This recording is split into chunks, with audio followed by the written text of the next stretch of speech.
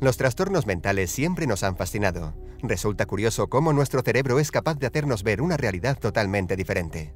Este es el caso del síndrome de Capgras o ilusión de Sosias, una rara enfermedad sobre la que se sabe más bien poco. Quienes lo padecen están convencidos de que alguno de sus familiares, amigos o allegados ha sido sustituido por un doble, un impostor idéntico que se hace pasar por esa persona.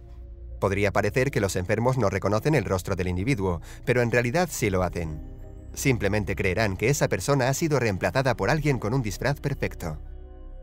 Se ha llegado a la conclusión de que este trastorno surge por un problema de conexión entre el reconocimiento visual y la memoria afectiva.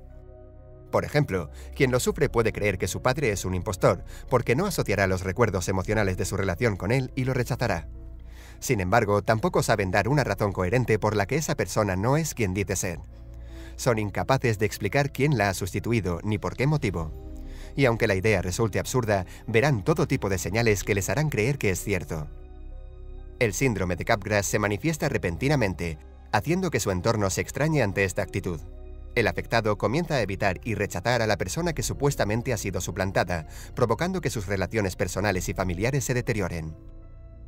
El primero en identificar este raro trastorno fue el psiquiatra francés Jean-Marie Joseph Capgras en 1923, que lo definió como la ilusión de los dobles.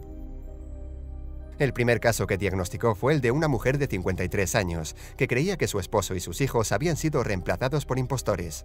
Incluso ella misma pensaba que tenía entre 2 y 3 dobles, que formaban parte de un complot para robarle la identidad y hacerse con su herencia.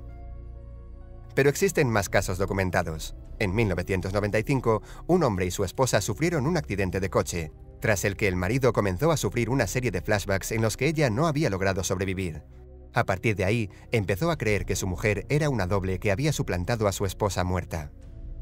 No se sabe con exactitud qué causa este trastorno, pero lo que sí sabemos es que suele ir acompañado de otras enfermedades, como la esquizofrenia o la depresión. El síndrome de Capgras ha sido retratado en varias películas y series televisivas, como Perception, Scrubs o Criminal Minds. También se menciona en el manga japonés Empty Psycho, cuya historia nos presenta a un asesino con múltiples personalidades.